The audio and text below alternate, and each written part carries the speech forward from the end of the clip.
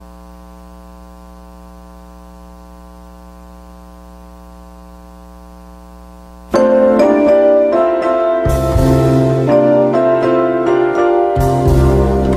morning. Welcome to Viewpoint, your program of personalities, politicians, and perspectives. This morning we're going to do two.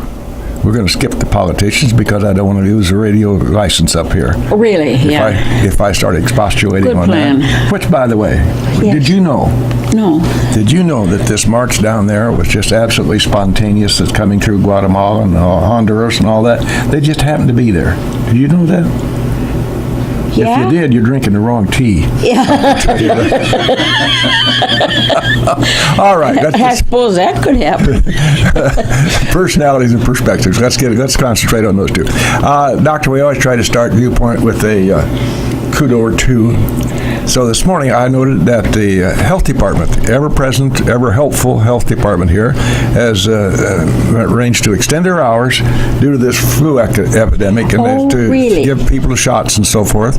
So once again, our health department's kind of stepped up the ladder again and done a good thing for the community. So kudos to them.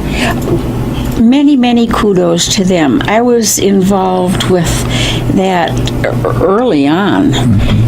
And by golly, they started out doing everything, to my way of thinking, perfectly, and continued in the same vein. Well, as always, we always get our flu shots there, and it's always it's so simple. You walk in, they're very pleasant, they're very patient, and we're the patient. And, yeah, you're the patient. They be the but doctors. Seriously, it's always a very pleasant experience. So we appreciate what they do for us. We also should mention that a week from Friday, we had Gillette Ransom with us last week to talk about the program down at the Elkhart at the Historical Society. And we remind you that on Friday, November the 2nd, they're going to have one man, Brian Foxhouse, come in, and he's going to take two different viewpoints, two faces of Illinois history. The number to call there is, 947-2238 for reservations. That's a fun time. Kind of commend that to you. Now, let's get right serious here. We have an excellent guest this morning. I'd like for you to introduce her. Yes, we have, and a very nice lady into the bargain. And when I introduce you, it's going to be like deja vu for people over in Pulaski. Dr. Borgerson, the daughter of Dr. Borgerson. But don't forget the lovely Mrs. Borgerson. She had a part in that. Oh, yes. Yeah. Lara is a veterinarian here in Lincoln, and a very fine one, I dare say.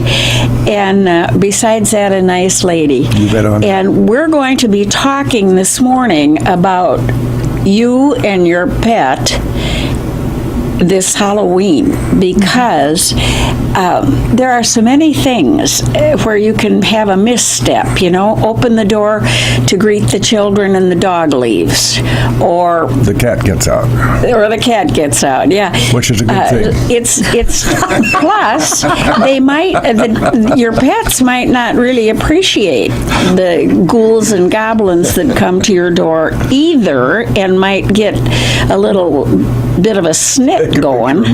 So there's just all kinds of things that can go wrong, and all kinds of things we shouldn't do for the pet, like share the treats. Yes. That's a bad plan. Yes. Laura, I'm so glad you could be with us today. Bless your heart. Thank you for having me. And do you get people calling you after Halloween saying, boy, Spot is pretty sick here? Well, did you give him any trick-or-treats? Yeah, a few. Yes. He had a few things. Yeah. Oh, yes. And that's a good topic, because the treats around Halloween, they're good for us or not so good for us. And some of them are really not good for the animals. No. And we can talk about that if you want. Yes.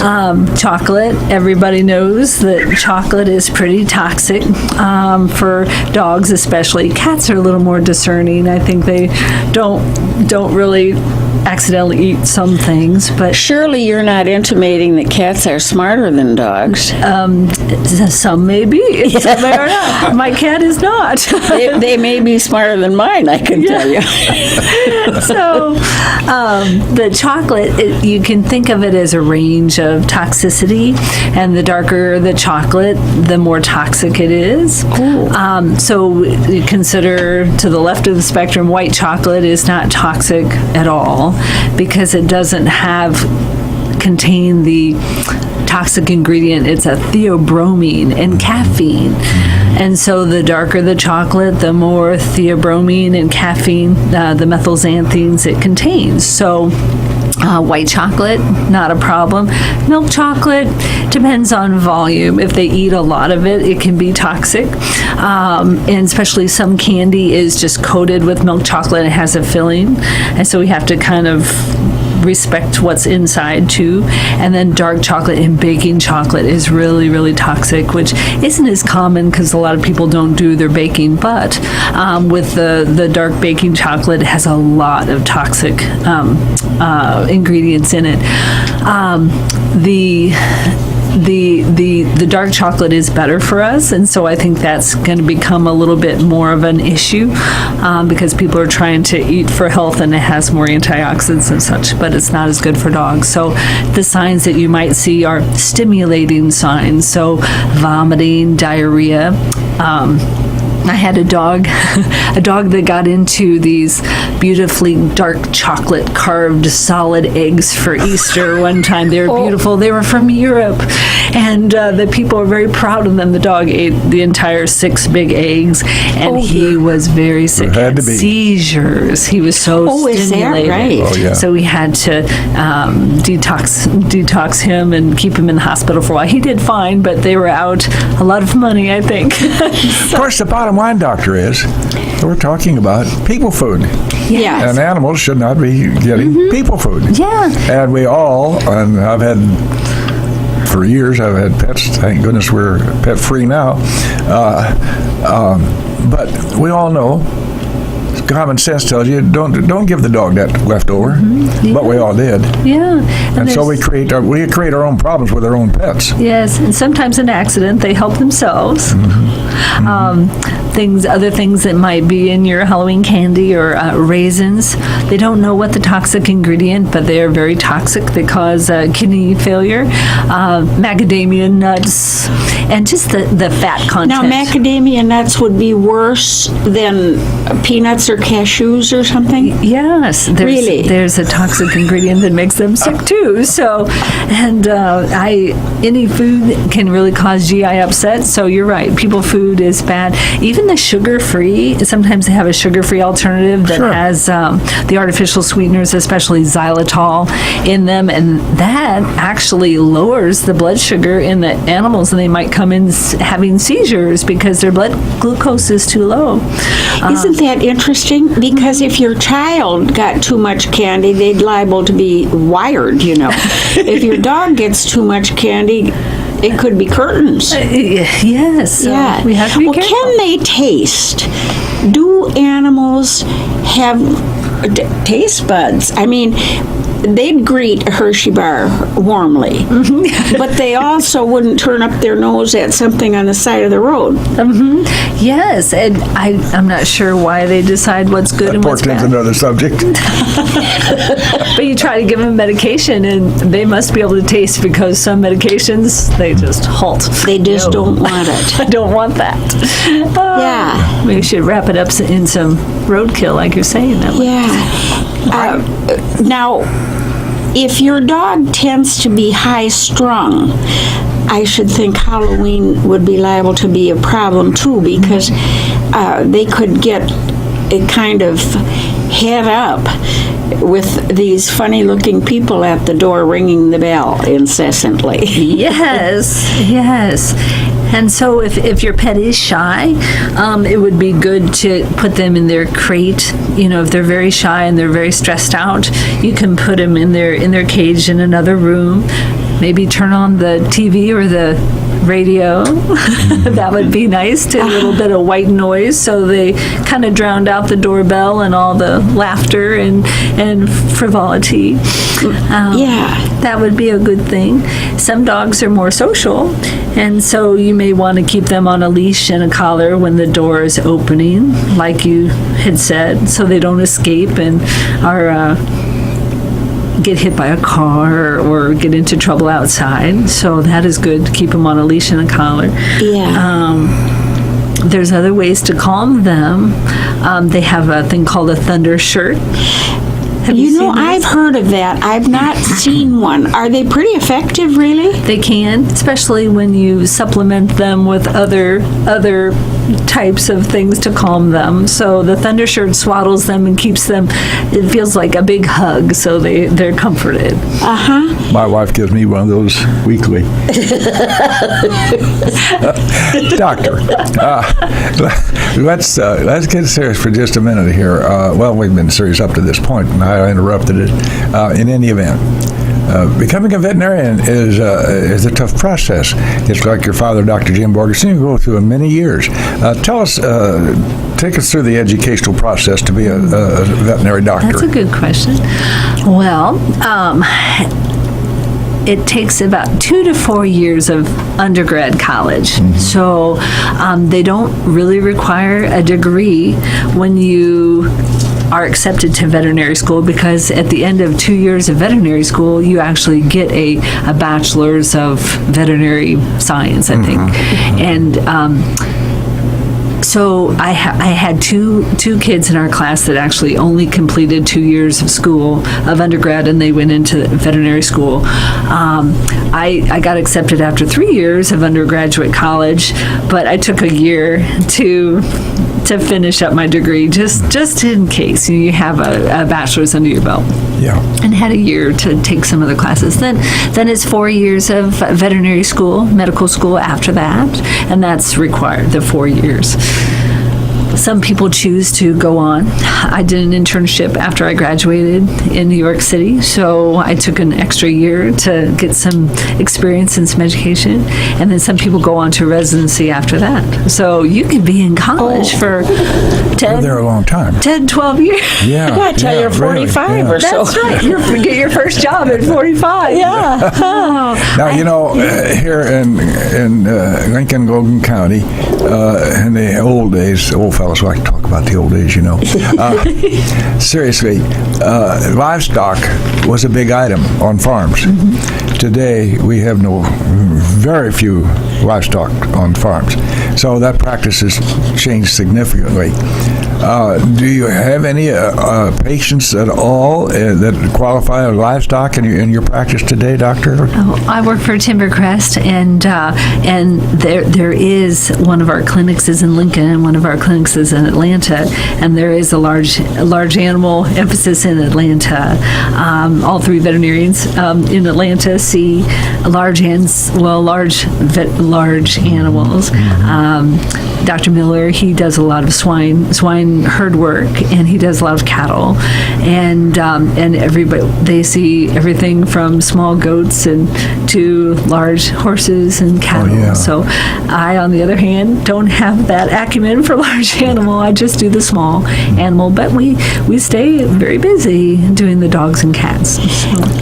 That kind of practice, the large animal practice, would involve a lot of house calls, wouldn't it? It sure does. But they have a haul-in facility too, so they can see if the farmers can get them in the trailer. They haul them into the veterinary clinic, and that helps too, because they're used to going into chutes and right. Where would you have to take a large animal over to Champaign at the veterinary clinic over there, the school? Yeah, they can if it's something that needs some more diagnostics, or it's a valuable breeder. They can take it to the U of I, or cherished pets, like a horse. So.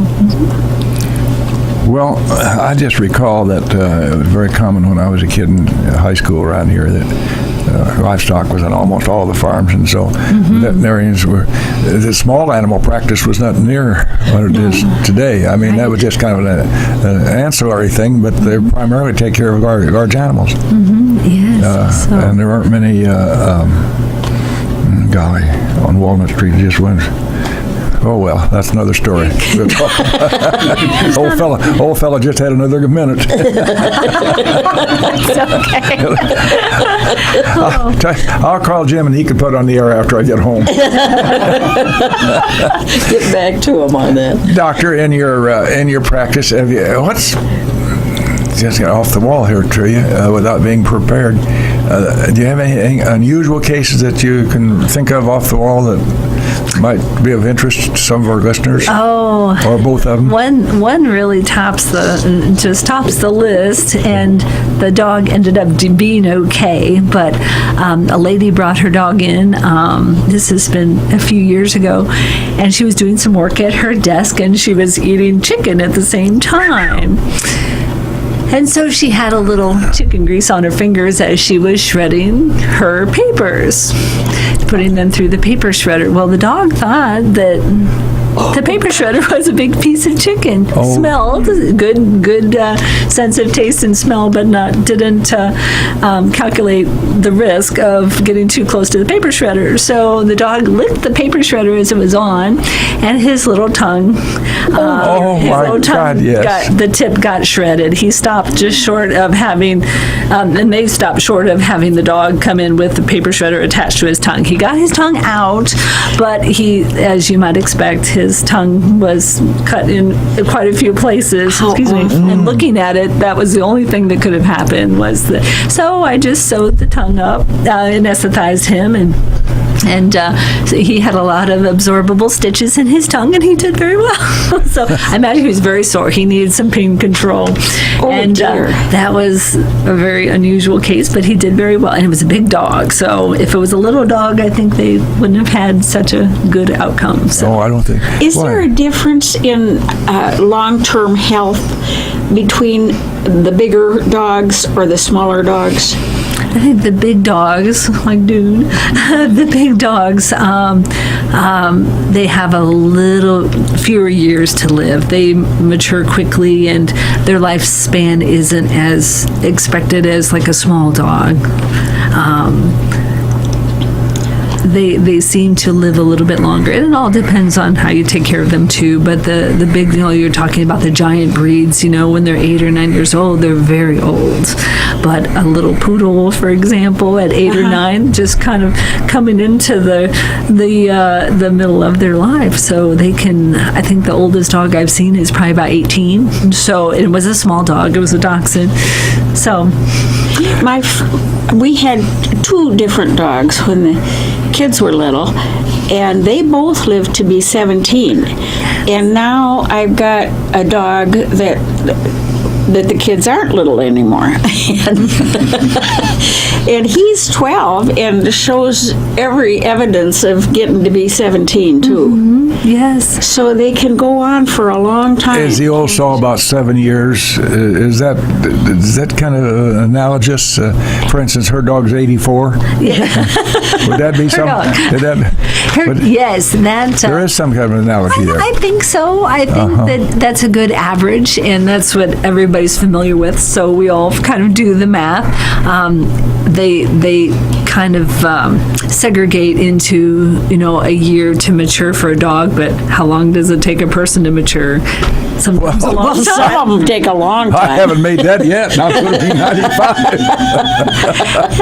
That'd be so individual. Oh, yeah, it is. Doctor, so I think we're safe with averages. Do veterinarians, just kind of generically, did veterinarians have a breed of preference that they would rather work with as far as dogs and their makeup and their physique and their personalities? Mm-hmm. I think so. I think it depends on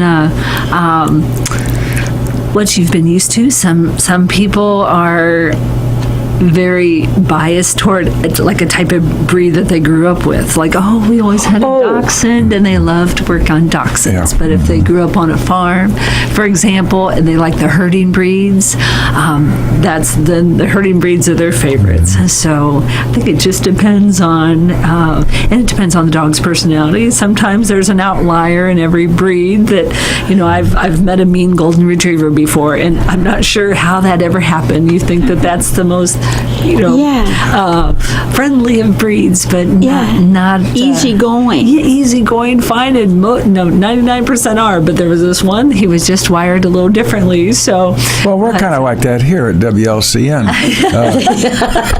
We're all wired differently, and we have sponsors that we have to acknowledge because they're all wired differently and they want to get their message out. Go right ahead, James.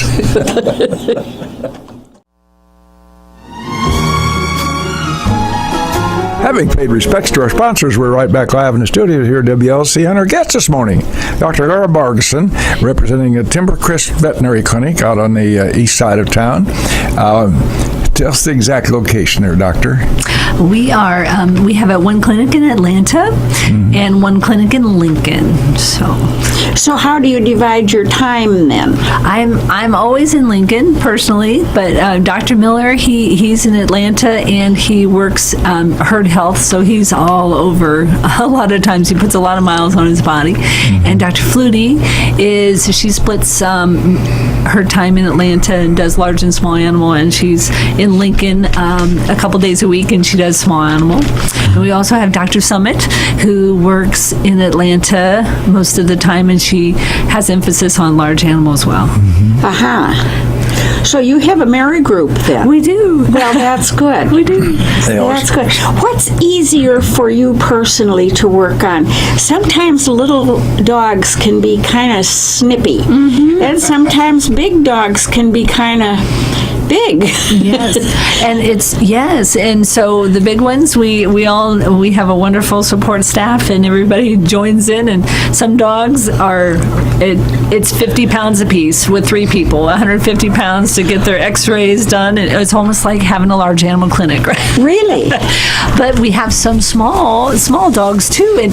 And interestingly, we had a lady from Michigan who was visiting, and she just came by because her dog had something stuck in its mouth, and we needed to remove it. But boy, that dog was a land shark. That dog was really, but we got it done. We gave him a little bit of sedation and got his discomfort resolved. And the lady was so impressed. She said, our veterinarian cannot handle him at all in Michigan. She's like, I'm going to come down once a year. So Really? Is that right? work on this dog. I said, well, that is so nice, but we wouldn't want to take any business away from Michigan. But this dog ended up, was fine, and she was so impressed that he just settled in and let us work on it. That's quite an endorsement. Yeah, it was so nice.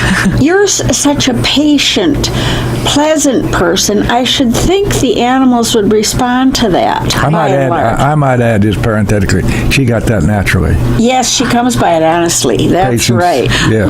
Well, Yes. good genes, I guess. But and some things do try your patience, though. They do. You just have to take a deep breath and ask for help. But it's a really rewarding job. I love my job. I mean, helping people and animals at the same time. You can't ask for a better profession. So. Well, helping people is exactly what you end up doing, because people, I'm making myself representative of many people, okay? Well, I'm not sure about that, but go ahead.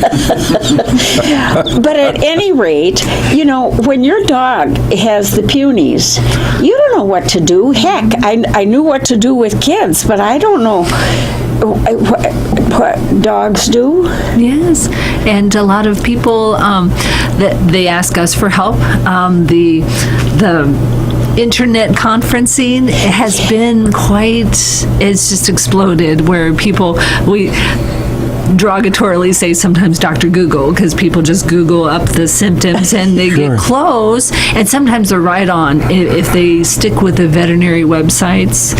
and credible resources, they're right on. But some of them are just off in a different direction, and we still feel employed that they need our help, and they can't get all their information off the internet. But I kind of had to modify my practice too, because a lot of people send you pictures and send you emails, and to make a judgment on things, and sometimes you can help them that way, telemedicine, and sometimes you can't.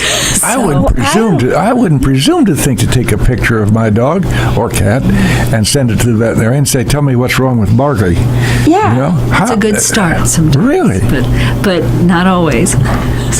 Oh, I can't imagine that. No. The dog can't tell you anything, so he can't. Murphy's never told me, tell the vet if I got a bad tooth or whatever. He works me like a saw.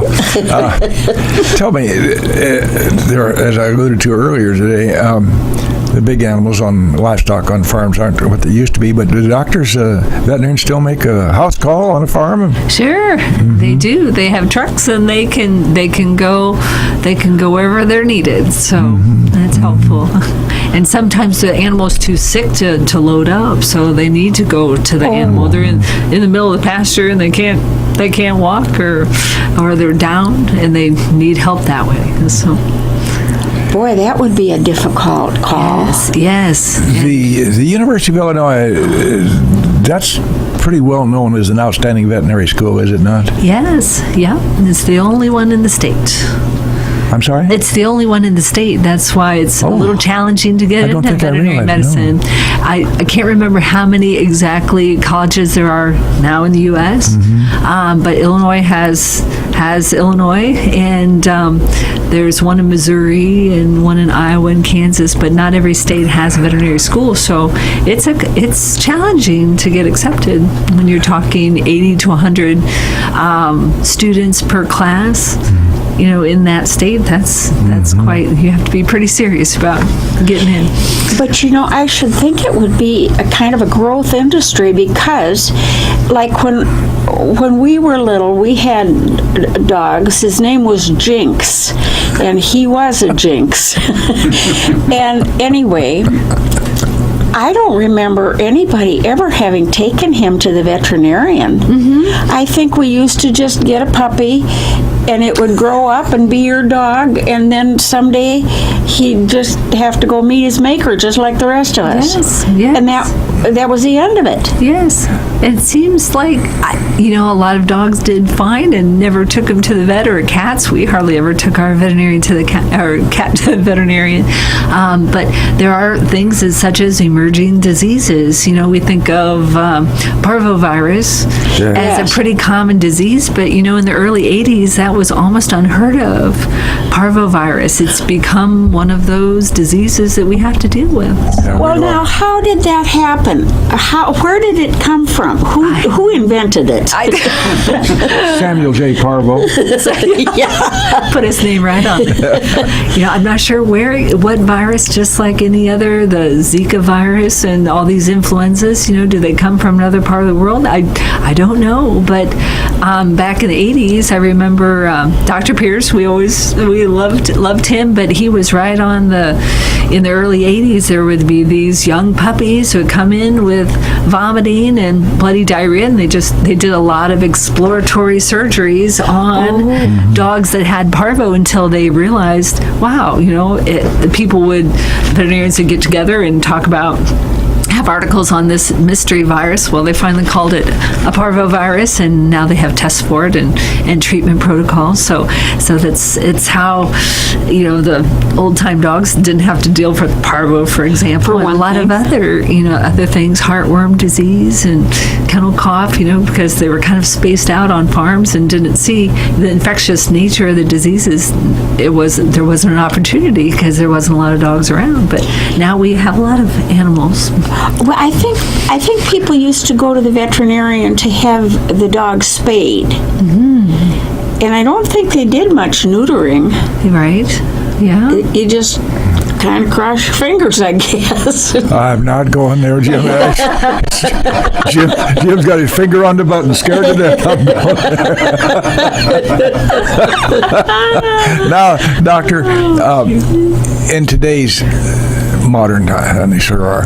Do you find students who are going to practice with larger animals more, and so that's a part of the veterinary clinic that they at Champaign that they want to? Is there a different department for larger animals as opposed to smaller animals as far as education is concerned? Yeah, that's a great question, and some veterinary schools do channel their students into what specialty you think you might go into. And so there's a special word for that, but if you have a small animal concentration, you do mostly small animal medicine and surgery classes, and if you're interested in horses or cows, they kind of design your curricula based on what you would like to do in the future.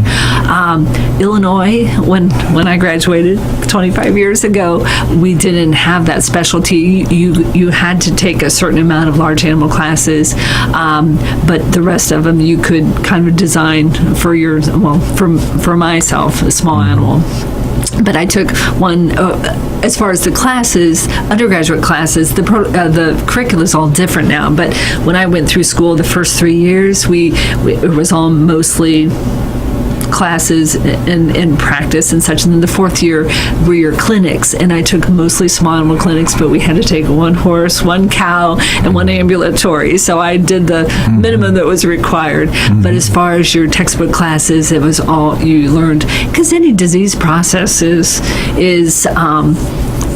whether it's in a cow or horse or whatever, a dog or a cat, it's all good to know how these diseases work and how to treat them. So medicine really is medicine across all species. And when it comes to the board exam, they're going to ask you all sorts of stuff.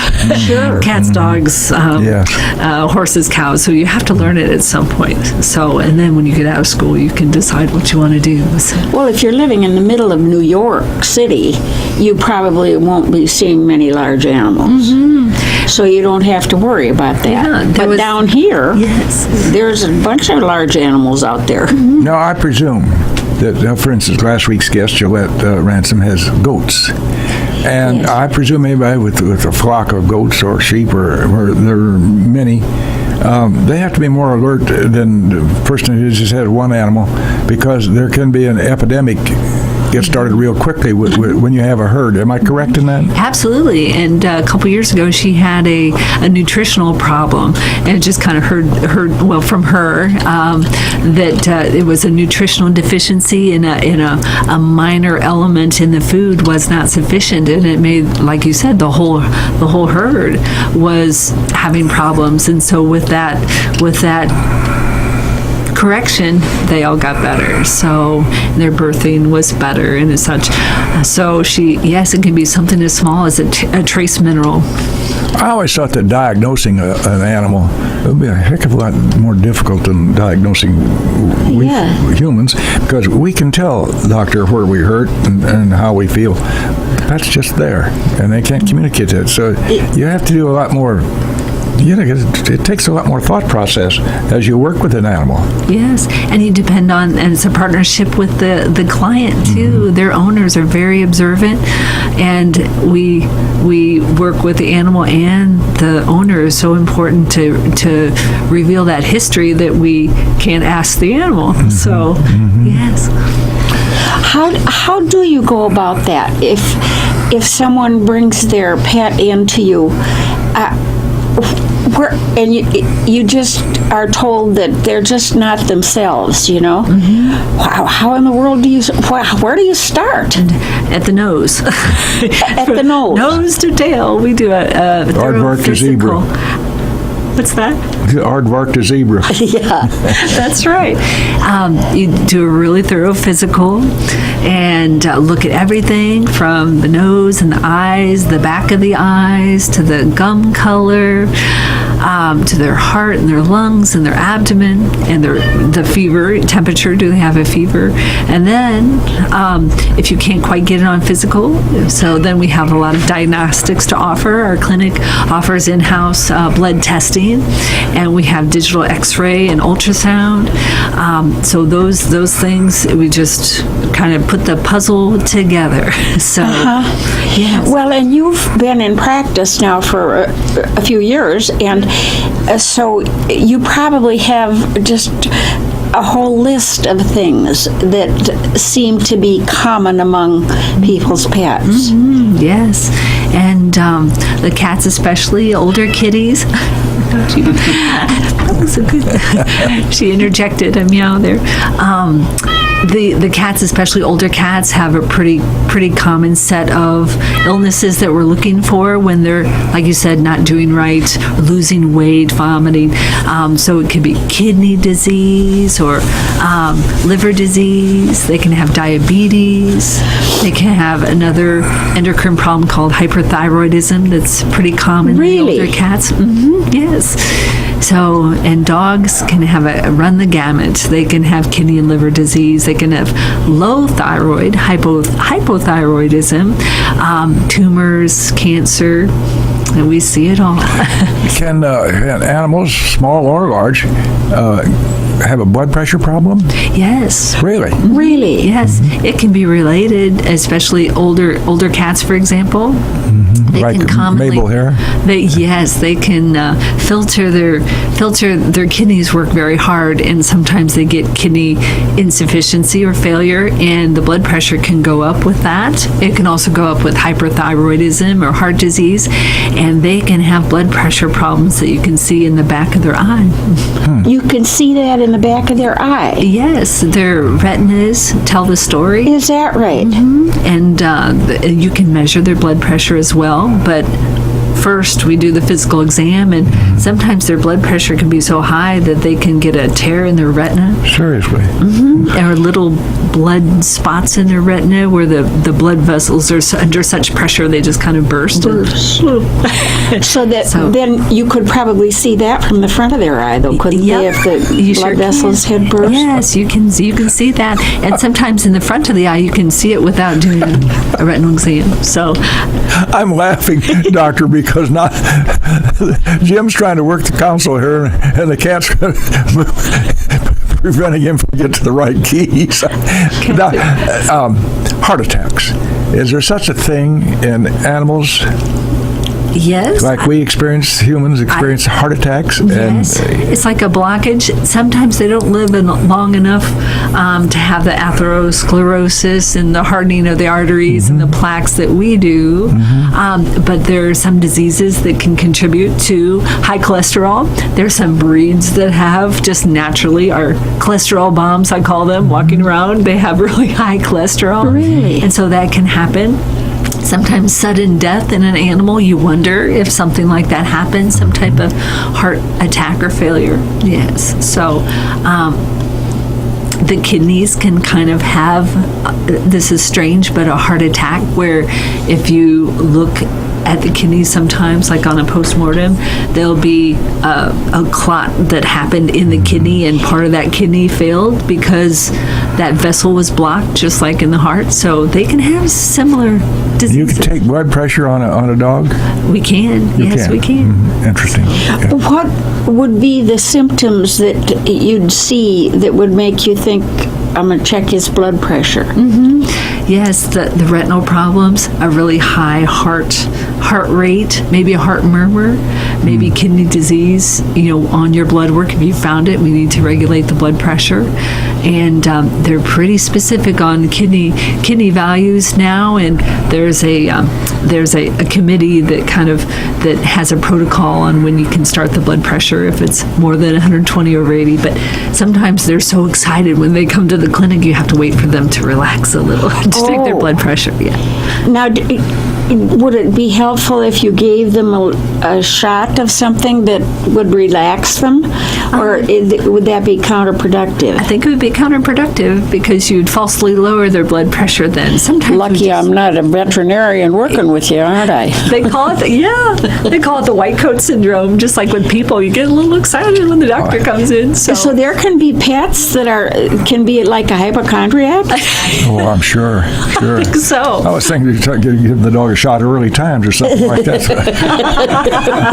Curious. Dr. Borgerson, tell us if you can conjure up your most unusual case that you've worked with in your career as a veterinarian? That's a good question.